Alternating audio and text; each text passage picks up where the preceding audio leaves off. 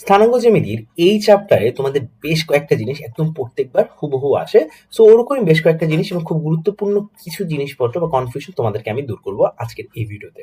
So ভিডিওটা একদম শেষ পর্যন্ত দেখবে এবং ভিডিওটি তোমার কাজে লাগবে কিনা অবশ্যই কমেন্টে একটু জানাবে, আর পারলে ভিডিওটি শেয়ার করে দিবে। সো শুরু করি আমরা। আমাদের প্রথমে যে জিনিসটা বলছি স্থানাঙ্ক জ্যামিতির প্রথম যে ম্যাথটা, সেটা হলো আমাদের একটা তিনটা বিন্দু দেওয়া আছে, একটা কিসের রম্বসের, এবং তোমাকে বলছে বলছে অপর যে বিন্দুটা আছে সেটা নির্ণয় করতে। এইটা প্রচুর আসে, প্রচুর পরিমাণে আসে। সো আমাদের রম্বসের বলছে। সো রম্বসের একটা জিনিস মনে রাখবা, রম্বসের ক্ষেত্রে কি করে ভাই, একটা রম্বস যদি আমাদের এরকম, রম্বস কি এমন একটা চতুর্ভুজ যারা হলো চারটা বাহু সমান, কিন্তু কিন্তু একটা মানে প্রত্যেকটা মানে কোণগুলো কি আমাদের একটা 90 ডিগ্রি না, মানে রম্বস বেসিক্যালি হলো বাঁকা বর্গক্ষেত্র বলতে পারো। কিন্তু রম্বসের একটা বিশেষ বৈশিষ্ট্য কি, আমাদের কর্ণগুলো একটাও সমান না, কিন্তু কর্ণগুলো ঠিক একটা নির্দিষ্ট মধ্যবিন্দুতে পরস্পরকে মধ্যবিন্দুতে ছেদ করে। ঠিক আছে, মধ্যবিন্দু ছেদ করে। তার মানে আমি যদি এইভাবে চিন্তা করি যে আমাদের এটা যদি এ হয়, এটা যদি আমাদের বি হয়, এবং এটা যদি আমাদের সি হয়, এবং এটা যদি ডি হয়, তাহলে বিডি এর মধ্যবিন্দু যদি আমাদের ও হয়, সেটাই হলো আমাদের সিডি এর মধ্যবিন্দু। ঠিক আছে, মানে এসি এর মধ্যবিন্দু। সো এই জিনিসটা ইউজ করে আমরা আসলে ম্যাথটা করবো। একই রকম ভাবে কিন্তু আয়তক্ষেত্রের ক্ষেত্রেও হয়। একটা আয়তক্ষেত্র যদি আমরা কল্পনা করি, ধর্ম মনে করি এটা আমাদের একটা আয়তক্ষেত্র, এর এর আমাদের দেখো এর কর্ণদ্বয় পরস্পরকে ঠিক মধ্যবিন্দুতে ছেদ করে। ঠিক আছে, পরস্পরকে ঠিক তাদের মধ্যবিন্দুতে ছেদ করে, তখন সেটাকে আমরা কি বলি, এটা তো আসলে সামান্তরিক হয়ে গেল, আমরা একটা আয়তক্ষেত্র আঁকি। ধরো এই যে এটা আয়তক্ষেত্র, এবং আয়তক্ষেত্র কি করে, আমাদের ঠিক মধ্যবিন্দুতে পরস্পরকে ছেদ করে। ওকে, সো এখন তোমাদের এই যে বেসিকটা ইউজ করে আসলে আমাদের সি বিন্দুর অবস্থান নির্ণয় করতে হবে। কিভাবে নির্ণয় করবো ভাইয়া, আমাদের বলো যে চতুর্ভুজটা আছে, সেই চতুর্ভুজটা আগে আইকা নিই আমরা। আইকা নেওয়ার জন্য আমরা কি করবো, এটা ধরো মনে করো আমাদের ওয়াই অক্ষ, এবং এটা ধরো মনে করো আমাদের এক্স অক্ষ। চিত্র আঁকাটা একটু কাইন্ডা ম্যান্ডেটরি, তুমি চিত্র এঁকে ফেলো তাহলে তোমার ধারণাটা খুব বেশি ক্লিয়ার হবে। ওকে, মানে এই স্টাইলে চিত্র আঁকালে ভালো হয়। দেখো ভাই আমাদের কি বলছে, 2,5 বসায় নেব, 1 2 5 বসলে 1 2 3 4 5। ঠিক আছে, ঠিক এই বিন্দুটা, এই বিন্দুর কথা বলতেছি। এবং আমাদের কাছে আরো বলতেছে 5,9 2 3 4 5। ঠিক আছে, 9 কত আমাদের 1 2 3 4 5 6 7 8 9। ওকে, তার মানে 9 বলতে আমরা ঠিক এই বিন্দুটাকে বোঝাচ্ছি। ওকে, এখন আমাদের একটা আবার বলছে ডি এর মান 6,8, তার মানে এখানে 1 2 3 4 5 6। ঠিক আছে, 6,8 বলতে কি বোঝাচ্ছি, 1 2 3 4 5 6 7 8। সো এই সরাসরি এইখানে কোথাও একটা। ওকে, ঠিক এইখানে কোথাও একটা। এখন সি বিন্দুটার অবস্থান ধরলাম আমরা এইখানে কোথাও একটা। ঠিক আছে, আমাদের এইটা কি ছিল, আমাদের এইটা হলো আমাদের এ বিন্দু, এটা হলো ধরো মনে করো আমাদের কি বিন্দু, চিন্তা করলাম ধরো এটা কি বিন্দু হইতে পারে, এটা আমাদের যেহেতু আমাদের 5 কমা কত আমাদের 9, 5,9 না, 5,9 হলে এটা হলো আমাদের বি বিন্দু, এবং এইটা হলো আমাদের সি বিন্দু, ধরো মনে করো এক্স কমা ওয়াই, এবং এইটা ধরো মনে করো আমাদের ডি বিন্দু। ঠিক আছে, তো জিনিসটা একটা এরকম হবে, আমাদের এই একটা বাহু, এই একটা বাহু। ঠিক আছে, এইটা হবে আমাদের সেই রম্বসটা। ঠিক আছে, আমাদের সেটা রম্বসটা। সো এটা একটা কর্ণ এবং এইটা একটা কর্ণ। এখন চিন্তা করলাম এটা হলো আমাদের ও বিন্দু, এটা কি আমাদের ও বিন্দু, যেটা আসলে আমাদের এই এসি এর মধ্যবিন্দু, এসি এর মধ্যবিন্দু এবং বি এর মধ্যবিন্দু। এখন বি এবং ডি এর স্থানাঙ্ক কিন্তু দেওয়া আছে। বি এর মান হলো 5,9 এবং ডি এর মান হলো আমাদের দেওয়া আছে 6,8। তার মানে বি আর ডি এর মধ্যবিন্দুগুলো কিন্তু আমাদের দেওয়া আছে, বি আর ডি কিন্তু দেওয়া আছে। সো বি আর ডি এর মধ্যবিন্দু যদি আমাদের কি হয়, ও হয়, তাহলে ও এর অবস্থান কত তুমি জানো, আমাদের কি করতে হয়, মধ্যবিন্দু বের করতে হইলে এই যে এক্স এর অবস্থান x1 plus x2 divided by 2 করতে হয়। এবং একই রকম ভাবে আরেকটা জিনিস করতে হবে, হ্যাঁ কি বলতো, সেটা হলো আমাদের এই যে y এর যে স্থানাঙ্ক আছে, যেটা হলো এখানে আমাদের b এর জন্য হলো 9, b এর জন্য হলো 9, এবং আমাদের d এর জন্য কত আমাদের 8, যোগ করে 2 দ্বারা ভাগ করতে হয়। কত আসে বলতো, এখানে ও এর অবস্থানটা আসে আমাদের কত, 11 ডিভাইডেড বাই 2। এইখানে আসে হলো আমাদের কত, দেখো তো, 9 আর 8 17 ডিভাইডেড বাই 2। বুঝতে পেরেছি, এইটা হলো আমাদের কি আসে ভাইয়া, এটা হলো আমাদের আসে হলো সেই সেই মধ্যবিন্দুর অবস্থান, মধ্যবিন্দুর স্থানাঙ্ক। এখন এই একই মধ্যবিন্দু হলো আমাদের এসি এর মধ্যবিন্দু। এখন এসি এর মধ্যবিন্দু আমরা কল্পনা করলাম যে আমাদের এসি এর মধ্যবিন্দু হলো আমাদের ও। ঠিক আছে, যদি ও হয় তাহলে ও এর পজিশন তো অলরেডি জানা আছে, 11 ডিভাইড বাই 2 এবং 17 ডিভাইডেড বাই 2। ওকে, সো এখন আমাদের এই জিনিসটাকে আমরা কিভাবে হিসেব করে বের করব, অনেকটা এইভাবে ভাইয়া, সিম্পল। কি করব আমরা, আমরা যদি এখন বলি এসি এর মধ্যবিন্দু হিসাব করি আমরা কিভাবে, ভাইয়া এর স্থানাঙ্ক হলো আমাদের কত, 2,5, তাই না? এবং বি এর স্থানাঙ্ক কত বলো তো আমাকে, বি এর স্থানাঙ্ক তুমি আমাকে বলবা যে বি না, সি এর স্থানাঙ্ক কত, সি এর স্থানাঙ্ক হলো x, y ধরে নিছি না আমরা। ঠিক আছে, এটাই আমাদের বের করতে হবে। সো আমাদের বেসিক্যালি এসি এর মধ্যবিন্দু কি আমাদের 2 প্লাস x ডিভাইডেড বাই 2। এখন এটার মান কত হবে? x এর অবস্থানে সমান হবে, তার মানে 11 ডিভাইডেড বাই 2 এর সমান হবে। তার মানে এখন যদি বের করি তাহলে ভাই 2 আর 2 কাটা দিয়ে দাও, বরঞ্চ আমাদের 2 plus x is equal two 11 হওয়ার কথা, তার মানে x এর মান হবে আলটিমেটলি 9। ওকে, আলটিমেটলি 9। এখন তোমাকে যদি আরো বলি ভাই, আরেকটু সিম্পলিফাই যদি করতে চাই, তাহলে আমাকে বলো y এর মান কি হবে। তার মানে আমরা একটা কি করব, আমরা y এর মান যদি বের করতে চাই তাহলে হবে আমাদের 5 প্লাস কি হবে আমাদের 5 প্লাস y ডিভাইড বাই 2, এটার মান কত হবে আমাদের 17 ডিভাইড বাই 2 হওয়ার কথা, তাই না? তার মানে আমাদের আলটিমেটলি আমাদের দেখো 2 আর 2 কাটা দিয়ে দিই, তার মানে y ইজ ইকুয়াল টু হবে 12। কত হবে? 12 হবে। তার মানে আমাকে ঠিক এই মধ্যবিন্দুর অবস্থান কত, মধ্যবিন্দু অবস্থান না, আমাদের সি বিন্দুর অবস্থানটা তাহলে কি হবে? সি বিন্দুর অবস্থান হবে কত ভাইয়া? আমাদের x এর মান হলো আমাদের 9 এবং আমাদের y এর মান হলো 12। এটা হলো সি বিন্দুর অবস্থান। আশা করি তোমরা বুঝতে পারছো, আশা করি তোমাদের জন্য জিনিসটা ক্লিয়ার হয়েছে। আশা করি এই ধরনের ম্যাথে তোমাদের আর কোনোদিন কোনো প্রবলেম হবে না। বুঝতে পেরেছি সবাই? তাহলে আমরা একটু সামনে যাই, পরবর্তী একটা ম্যাথ দেখি। পরবর্তী ম্যাথে দেখছো এখানে আমাদের বেশ কয়েকটা কোশ্চেন আছে, আমি 2টা কোশ্চেন আসছি, আমাদের এই ধরনের সমীকরণ বের করতে বলে। যখন এই ধরনের সমীকরণ বের করতে বলবে তখন তোমার কি করা উচিত সেটা একটু দেখো। ভাই আমাদের এখানে দেওয়া আছে এবি সমান্তরাল সিডি হলে প্রমাণ করো যে x minus y plus one is equal to 0। যখনই ভাই সমান্তরাল বলবে তখন মানে কি ভাইয়া, এ এবং বি এর যে ঢাল, এ বি এর মানে এ এবং বি বিন্দু, এই দুইটা বিন্দু দ্বারা গঠিত যে আমাদের সরলরেখা আছে তার যে ঢাল ইজ ইকুয়াল টু হবে আমাদের সি এবং ডি, এই দুইটা বিন্দু দ্বারা গঠিত সরলরেখার ঢালের সমান। তার মানে এখন যদি ঢাল হিসেব করি আমি, তাহলে আমাকে বলতো এ বি সরলরেখার ঢাল হিসাব করে কেমনে? ঢাল হিসাব করে ইজ ইকুয়াল টু আমাদের হিসাব করে y minus y one divided by x minus x one, এই হিসাবে, তাই না? তার মানে আমাদের কি করব, প্রথমটা থেকে দেখো আমাদের ওয়াই মাইনাস কি করব আমরা, এখানে এক্স এর মানটা বাদ দিব, এক্স এর মানটা বাদ, সরি ওয়াই মানটা বাদ দিব, এবং আমরা নিচে কি করব ভাই, নিচে করব কি আমাদের এক্স মাইনাস এক্স ওয়ান, ঠিক আছে, বাদ দিয়ে দিলাম। তার মানে এই দেখো আমরা কি করছি, আমাদের ওয়াই থেকে আমরা কি করছি 1 মানে 2 বাদ দিছি, এবং এক্স থেকে আমরা কি বাদ দিছি 1 বাদ দিছি। এটা হলো আমাদের এ বি এর ঢাল এসে পড়ছে, যেটাকে আমরা ধরো মনে করো একটা এমন ধরতে পারতাম, ঠিক আছে। এবং তুমি জানো সমান্তরাল হলে কি হয়, m one is equal to m two হওয়ার কথা। যদি আমাদের এম টু বলতে আমরা যদি বলি যে আসলে এখানে তো আমরা এবি লিখতে পারবো না, বরং আমরা ধরলাম এ বি এর ঢাল, বললাম আমরা এ বি সরলরেখার ঢাল, ঠিক আছে, যেটা আমরা এম ওয়ান দ্বারা প্রকাশ করলাম, ঠিক আছে। আর এম টু দ্বারা আমরা কি প্রকাশ করবো, সিডি সরলরেখার ঢাল যদি প্রকাশ করি, তাহলে m two is equal to কি হবে আমাদের কি হবে, আমরা জাস্ট সিম্পলি এইটা কাজ করব যে মাইনাস এক্স থেকে মাইনাস ওয়াই থেকে আমরা 1 বাদ দিব, একই রকম ভাবে এই যে 1 বাদ দিব, একই রকম মাইনাস এক্স থেকে আমরা কি বাদ দিব, আমরা 2 বাদ দিব। এখন যদি উপরে নিয়ে যাই মাইনাসটা, যদি মানে দুইটা মাইনাস যদি কমন উপরে নিয়ে যাই, তাহলে মানে বেসিক্যালি ওয়াই প্লাস ওয়ান আছে এবং এখানে আসছিল এক্স প্লাস টু আছে। এখন কি বলছিলাম আমি, যদি আমাদের সমান্তরাল হয় তার মানে m one is equal to m two হওয়ার কথা, তাই না? তো যদি বসায় দিই এই জায়গায়, যদি এখানে বসায় দিই, তাহলে মানে আমাদের মানগুলা কেমন আসবে, ভাইয়া জাস্ট বসায় দিই, আগে বসায় দিয়ে নিই ওয়াই মাইনাস, তার মানে আমাদের তখন ওয়াই মাইনাস, তখন দেখো ভাইয়া, তখন আমাদের Y minus two divided by x minus one, এর মান আসবে কত আমাদের, এর মান আসবে y plus one divided by x plus two. আড়াআড়ি গুণ করো একটু, আড়াআড়ি গুণ করলে দেখবে আমাদের কি আসে, আমাদের Y minus two into X plus two. Okay, এবং এই পাশে আমাদের Y plus one divided by into আমাদের এক্স মাইনাস ওয়ান, এভাবে আসবে। ওকে, সো ফাইনালি আমি কি করব, গুণ করে দিলে দেখবে যে এক্স ওয়াই আসতেছে এখানে, এবং দেখো ওয়াই ইন্টু এক্স আসতেছে, আবার মানে যদি গুণ দিয়ে দাও তাহলে 2y আসতেছে। ওকে, এখন আমাদের এখানে দেখো মাইনাস টু, যেটা হ্যাঁ মাইনাস টু আমাদের মাইনাস এক্স এর সাথে গুণ, হ্যাঁ মাইনাস টু এক্স এসে পড়বে, এখন মাইনাসে প্লাসে মাইনাসে মাইনাস ফোর হয়ে যাবে।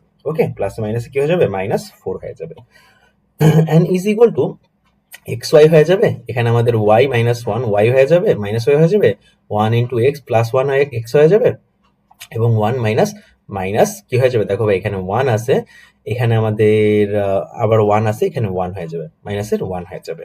এখন তার মানে হিসাব করলে কি হয় ভাইয়া, এ এক্স ওয়াই এবং এ এক্স ওয়াই পরস্পর কাটা চলে যায়, ঠিক আছে। এবং এখানে টু ওয়াই আছে, এখানে একটা মাইনাস ওয়াই আছে। ওকে, এন্ড এখানে টু এক্স আছে, এখানে একটা মাইনাস ফোর আছে। সো আমরা সবকিছু মিলাই এখানে মানটা কি আসে একটু ভালো করে বুঝতে পারবা। এখানে মানটা আসে এরকম ভাবে, এখানে এক্স আছে, এখানে এক্স আছে, তার মানে থ্রি এক্স হয়ে যাবে, মাইনাস থ্রি এক্স হয়ে যাবে, এবং এখানে আমাদের মাইনাস কিন্তু দেখো ওয়াই আছে, এখানে থ্রি ওয়াই হয়ে যাবে। এখানে আমাদের 4 আছে, কি আছে আমাদের 4 আছে, এখানে আমাদের কি আছে 1 আছে। 1 কে যদি আমরা এই পাশে নিয়ে আসি তাহলে কিন্তু আমাদের মাইনাস কি হয়ে যেত, প্লাস হয়ে যেত। মাইনাসে দেখো এখানে মাইনাসের 4, এখানে প্লাসের 1, তার মানে এখানে মাইনাসের একটা 3 এসে পড়তো, ইজ ইকুয়াল টু 0। যেটাকে আমরা যদি একটু সিম্পলিফাই করি, মানে জাস্ট উল্টায় দিই, জাস্ট কি করি আমরা একটু উল্টায় দিই, তার মানে এরকম হয়ে যাবে 3x, দেখো 3x এখানে হয়ে যাবে আমাদের মাইনাস 3y, এখানে হয়ে যাবে আমাদের প্লাস 3 ইজ ইকুয়াল টু 0। যেটাকে আমরা বলতে পারবো যে আমাদের মান কি আসবে আলটিমেটলি 3 কমন নিয়ে, মানে জাস্ট 3 বাদ দিয়ে দিই সব জায়গা থেকে, x minus y plus 1 is equal to 0। আমাদের প্রমাণ হয়ে গেল প্রথমটা। এন্ড এবার আমাদের কাজ কি ভাইয়া, দ্বিতীয়টা প্রমাণ করা, মানে কি এই যে এই জিনিসটা প্রমাণ করা। যদি প্রমাণ করতে যাই তাহলে কি করতে হবে ভাইয়া, প্রমাণ করতে যাই তাহলে কি করতে হবে একটু দেখো। সো আমাদের এখানে বলছে অবস্থানগুলো, তুমি তো জানো এখানে কি কি অবস্থান বলে দিছে। আমাদের অবস্থানগুলো থেকে বলছে এ বি সি, মানে এই যে এ বি এবং সি এর মান নিয়ে নিচ্ছি আমরা। এর মান কত বলছি আমাদের, এক্স কমা ওয়াই বলতেছি, তাই না, এক্স কমা ওয়াই বলতেছি। বি এর মান আমরা কত বলছি, বি এর মান আমরা বলছি যে এখান থেকে দেখো 1,2 বলছি, 1,2 বলছি। এবং সি এর মান আমরা বলছি কত, সি এর মান আমরা বলছি যে এখানে 2,1, কত আমাদের 2,1 বলছি আমরা। এই তিনটা আমরা বলে দিছি। এখন আমাকে বলছে ত্রিভুজ, কত বলছে, ত্রিভুজ এবিসি এর মান, ত্রিভুজ এবিসি এর মান, ত্রিভুজ এবিসি এর মান বলছে 6 বর্গ একক। যদি ত্রিভুজ এবিসি এর মান 6 বর্গ একক হয়, ত্রিভুজ এবিসি এর মান মানে মান বা ক্ষেত্রফল হলো কি 6 বর্গ একক। তার মানে আমরা বলতে পারবো যে আমাদের হাফ ইন্টু ত্রিভুজ এবিসি এর ক্ষেত্রফল বের করতে হলে কি করতে হবে আমাদের, যে আমরা জাস্ট কি করতে হবে, ক্ষেত্রফলটা নির্ণয় করতে হবে। Half into modulus of x y, এটা কিন্তু মডুলাস চিহ্ন বলতেছি আমরা। এখানে হবে আমাদের 1 2, এবং আমরা যদি চিন্তা করি এখানে 2 1 আবার এক্স ওয়াই এখানে এসে পড়বে। হ্যাঁ, ইজ ইকুয়াল টু আমাদের কি 6। আমাদের যদি হাফকে, যদি এই যে এই হাফকে যদি আমরা এই পাশে নিয়ে আসি, তাহলে দেখো এই হাফটাকে যদি এই পাশে বা 2 কে যদি এই পাশে নিয়ে আসি, 6 দুগুণে 12 হয়ে যায়। আর এদিকে গুণ করলে 2x, দেখো গুণ করলে 2x, আর এদিকে হলো 1, এদিকে গুণ করলে আমাদের 2y, এবং এদিকে আর গুণ করলে মাইনাস, দেখো 2 কি হবে যাবে আমাদের 2y হয়ে যাবে, দেখো 1 এবং এখানে 2y হয়ে যাবে। আর এদিকে আর গুণ করলে মাইনাস y হয়ে যাবে, এদিকে আর গুণ করলে আমাদের মাইনাস 4 হয়ে যাবে, এদিকে আর গুণ করলে মাইনাস x হয়ে যাবে। হ্যাঁ, এবং এটা কি একটা মডুলাসের মধ্যে থাকবে, ইজ ইকুয়াল টু আমাদের কত, আমাদের 12, কত আমাদের 12 আমরা করছি আর গুণ। তার মানে 2x আছে এখানে আমাদের, এখানে মাইনাস x আছে, তার মানে আমাদের এই জিনিসটাকে পুরোটাকে লিখতে পারি x আকারে। কি লিখতে পারি, x আকারে। এখানে 2y আছে, একটা y বাদ গেল পুরোটাকে, তার মানে শুধুমাত্র y আকারে লিখতে পারি। এখানে আমাদের 1 আছে, কি আছে আমাদের 1 আছে, আর এখানে আমাদের কি আছে মাইনাস 4 আছে, তার মানে আমি এটাকে লিখতে পারি কি মাইনাস 3 আকারে। ওকে, এইটা একটা মডুলাসের ভিতরে আছে এবং ইজ ইকুয়াল টু 12 আছে। এখন মডুলাসকে সরাইলে তুমি জানো অপোজিট সাইডে প্লাস মাইনাস মান আসে, তার মানে x plus y minus 3 is equal to plus minus 12 আসতেছে। ঠিক আছে, তার মানে এই জিনিসটাকে আমরা কিভাবে লিখতে পারবো, আলটিমেটলি কিভাবে লিখতে পারবো, দেখো ভালো করে চিন্তা করো যে আমাদের এখানে 12 আছে। সো আমরা প্রথমে একটা নিব প্লাসের জন্য, পজিটিভের জন্য মানটা নিয়ে নিচ্ছি। তার মানে x plus y minus 3 is equal to আমাদের 12। তার মানে আমি এটাকে লিখতে পারবো যে ভাইয়া এক্স প্লাস ওয়াই আমাদের প্রমাণ ইজ ইকুয়াল টু 15, মাইনাস 3 কে পাশে নিয়ে গেলে 12 আর 3 মিলা হয় 15। ঠিক আছে, এটা হলো আমাদের প্রথম প্রমাণ। দেখো ভাইয়া এই যে প্রথম প্রমাণ, যেটা আমাদের প্রথমে প্রমাণ করতে বলছে। ওকে, দ্বিতীয় প্রমাণটা যদি আমরা নিয়ে নিই, দ্বিতীয় প্রমাণটার জন্য আমরা নিয়ে যাব মাইনাসটা নিয়ে নিই। মাইনাসটা নিয়ে নিলে x plus y minus 3 is equal to minus 12, কি আসে আমাদের মাইনাস 12। এটাকে যদি আমি কি করি, এটাকে যদি আমি বাম পাশে নিয়ে আসি, সরি বাম পাশে মানে বাম পাশে নিয়ে আসি, তাহলে এক্স প্লাস ওয়াই, এখানে আমাদের মাইনাস 12 আছে, এপাশে প্লাস 12 হয়ে যেত, তার মানে 9 হয়ে যাবে। কি হয়ে যাবে আমাদের প্লাস 9 হয়ে যাবে ইজ ইকুয়াল টু 0, প্লাস 9 হয়ে যাবে ইজ ইকুয়াল টু 0 আসতেছে। কি আসতেছে ভাই, 0 আসতেছে। ঠিক আছে, আশা করি বুঝতে পারছো, আশা করি তোমার জন্য পুরো জিনিসটা ক্লিয়ার হয়ে গেছে। ওকে, আশা করি পুরো জিনিসটা তোমার জন্য একেবারে ক্লিয়ার হয়ে গেছে। এরপরে আসি আরেকটা কোশ্চেনে ভাইয়া। এই কোশ্চেনটা তোমাদের জন্য খুবই ইম্পর্টেন্ট। অনেকের এখন পর্যন্ত কনফিউশন আছে যে ওই যে চতুর্থ বা তৃতীয় মানে চতুর্ভাগে অবস্থিত অংশের ক্ষেত্রফল কত, বা প্রথম চতুর্ভাগে অবস্থিত অংশের ক্ষেত্রফল কত। তোমাদের যেই অক্ষেই বলুক না কেন, ইট ডাজেন্ট ম্যাটার। হ্যাঁ, তুমি আসলে প্রথমে চিত্রটা অঙ্কন করবা, ঠিক আছে, চিত্রটা অঙ্কন করবা। ধরো চিত্রটা আমি অঙ্কন করার জন্য এইভাবে করে এক্স অক্ষ এবং ওয়াই অক্ষ দিয়ে দিলাম। ঠিক আছে, দিয়ে দেওয়ার পরে চিত্রটার জন্য আমি -5 বলছে, -5,5 অঙ্কন করবো প্রথমে। -5 মানে কি, আমাদের এক্স এর মান -1 2 3 4 5, -5,5, তাই না, 1 2 3 4 5। ঠিক আছে, এটা হলো -5,5। ওকে, -5,5 হলো এই জিনিসটা। সো এটা হলো আমাদের পি। ওকে, এটা হলো আমাদের পি। একই রকম ভাবে -15 -5 বলছে এখানে। ঠিক আছে, কত আমাদের এখানে 5 6 7 8 9 10 11 12, ধরো আরো বাড়াই 13 14 15, ঠিক আছে। 15 কমা -5, দেখো ভাইয়া 1 2 3 4 5, এই তো এইখানে এই যে এই বিন্দুটায়, ঠিক আছে, এই বিন্দুটায়। এখন আমি ফাইনালি -15 কমা মাইনাস কি বলবো, -15 কমা -5। এরপরে তুমি একটু চিন্তা করো ভাইয়া, এরপরে তুমি একটু চিন্তা করো 5 কমা -5, তার মানে কি এক, দেখো ভাই 1 2 3 4 5, 5 কমা -5, দেখো 1 2 3 4 5, এটা হলো আমাদের -5, ওকে, এই জায়গাটায়। এরপরে আবার চিন্তা করো আমাদের 15,5, 15,5 মানে কি আমাদের 5 6 7 8 9 10 11 12 13 14 15, হ্যাঁ। 15,5 মানে কি ভাইয়া, 5 মানে হলো ঠিক এই যে বিন্দুতে, কি বলে এই যে ঠিক এই বিন্দুতে, ঠিক আছে। সো এখন যদি আমি এই জিনিসটাকে আঁকি তাহলে অনেকটা আমাদের চতুর্ভুজটা এরকম হয়ে যায়, চতুর্ভুজটা কাইন্ডা এরকম হয়ে যায়। আশা করি তুমি বুঝতে পারছো, এটা হলো আমাদের পি, যেটাকে আমরা বলবো -5 কমা কত 5, এটা হলো ধরো মনে করো আমাদের টি, যেটাকে আমরা বলবো 15,5, ওকে। এবং এটা হলো আমাদের ধরো মনে করো কি বলবো, এটা হলো আমাদের আর যেটা হলো আমাদের বলছিলাম তোমাদের 5 কমা -5, এবং এইটা হলো আমাদের কি বলবো কিউ, যেটা হলো আমাদের কি বলছে এখানে -15 কমা আমাদের কি বলবো -5। আশা করি বুঝতে পারছো, ওকে, বুঝতে পারছো। সো এখন তোমার কাজ হবে কি, এক্স অক্ষকে দেখো ভাইয়া, এক্স অক্ষের মধ্যে অবস্থিত অংশের ক্ষেত্রফলটা কত, ঠিক আছে। সোজা কথা তোমাকে আর একটু ফ্র্যাঙ্কলি বললে যে ভাইয়া এইটুকুর, এই যে পিঙ্ক অংশ যেটুকু আছে এইটুকুর ক্ষেত্রফলটা কত, ঠিক আছে, এইটুকুর ক্ষেত্রফলটা কত। খেয়াল করো এই পিঙ্ক অংশটা আসলে কিভাবে গঠিত, এই যে সরলরেখাটা দেখতেছো, এই সরলরেখাটা ওয়াই অক্ষকে যে বিন্দুতে ছেদ করছে সেখানে একটা শীর্ষবিন্দু আছে, একটা চতুর্ভুজের শীর্ষবিন্দু থাকবে একটা, হ্যাঁ, একটা মূল বিন্দুতে একটা শীর্ষবিন্দু আছে, এবং এই যে সরলরেখাটা আছে, এই সরলরেখাটা যেখানে এক্স অক্ষে ছেদ করে সেখানে একটা শীর্ষবিন্দু আছে, এবং আমাদের এই টি একটা শীর্ষবিন্দু আছে। টোটাল 4টা শীর্ষবিন্দু নিয়ে এক গঠিত একটা চতুর্ভুজের মধ্যে অবস্থান করতেছে। আবার বলতেছি, আমাদের এই সরলরেখা যে বিন্দুতে আমাদের ওয়াই অক্ষকে ছেদ করছে সেইটা একটা শীর্ষবিন্দু, 0,0 একটা শীর্ষবিন্দু।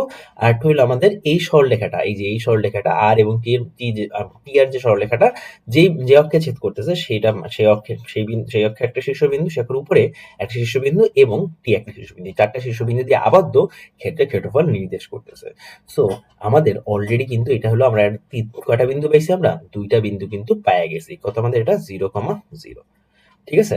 সো আমাদের বলো তো আমাদের পিটি যে সরলরেখা আছে সেই সরলরেখার মানে সমীকরণ কি, পিটি সরলরেখার সমীকরণকে আমরা এইভাবে লিখতে পারবো না ভাইয়া, মনে আছে সরলরেখার সমীকরণকে আমরা কিভাবে লিখতাম, হ্যাঁ, আমরা লিখতাম y মাইনাস y1 কোনটা আমরা আপাতত চিন্তা করি, y1 হইলো আমাদের 5, কি আমাদের y1 হইলো আমাদের 5, y minus y1 divided by 5 minus y2 কত আমাদের এখানে 5, তার মানে 5 মাইনাস 5 আসতেছে, এবং এইখানে আমরা লিখবো x মাইনাস x1 কত আমাদের -5, মাইনাসে মাইনাসে +5 হয়ে যেত, ঠিক আছে। আর ডিভাইডেড বাই -5 ইন্টু কি হবে আমাদের -5 থেকে 15 কে বাদ দিব, কত বাদ দিব 15 কে বাদ দিব।